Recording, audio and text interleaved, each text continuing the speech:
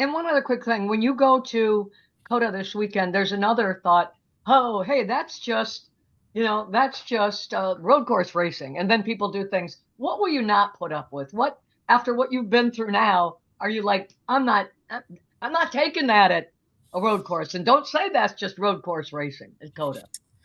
Yeah, I think as far as, I mean, essentially, if you're asking me driver ethics, I feel like I've always tried to be very consistent in how I race, and also consistent in when I've screwed up. So I can't speak for anyone else or try and understand some others' decisions, but as far as I'm concerned, being consistent, whether if it's being aggressive and not giving an inch, or being smart at the right times, I try to treat most the same. So yeah, as far as predicting the future, I can't.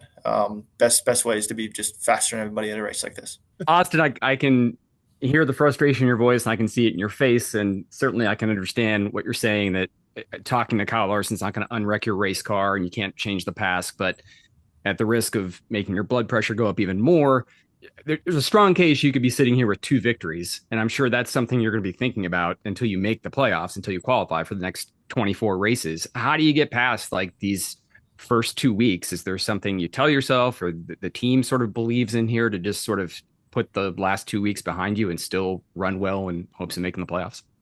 I think I think you just described racing. It's why I love having a 30 plus race schedule, is because I can just go absolutely dive headfirst into my prep work. If I'm going to use Atlanta as the example, by the time our plane landed from a relatively short flight, I was already done with all of my notes and my debriefs, and I had all of my thoughts documented for the team on the event. And by lunchtime on Monday, I had a call scheduled with Kyle, and by Tuesday, I'm completely over at least the work that needs to be done for it. So that's kind of how I process those things. But yeah, I think by the time I get to the racetrack, it's back to business, and there's plenty of other things to focus on. But it's easy to say all that, but yeah, it certainly is frustrating. Even when people go, oh, you're still fourth in points, like that's just as much of a kick in between the legs